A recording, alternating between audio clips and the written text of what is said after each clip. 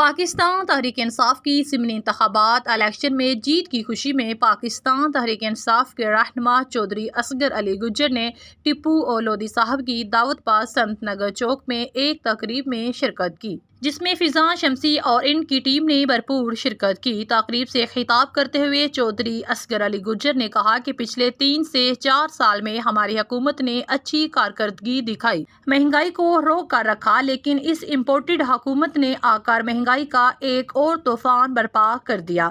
Dollar کی قیمت بڑھتی ہی جا رہی ہے۔ حمزہ شہباز زبردستی وزیر اعلیٰ کی کرسی پر قابض ہیں۔ ضمنی انتخابات میں جس طرح عوام کا سمندر نکلا اور امپورٹڈ حکومت کو بہا کر لے گیا، اسی طرح جنرل الیکشن میں بھی انہیں ناکامی کا منہ دکھانا پڑے گا اور اب ہر طرف بلا ہی بلا چلے گا۔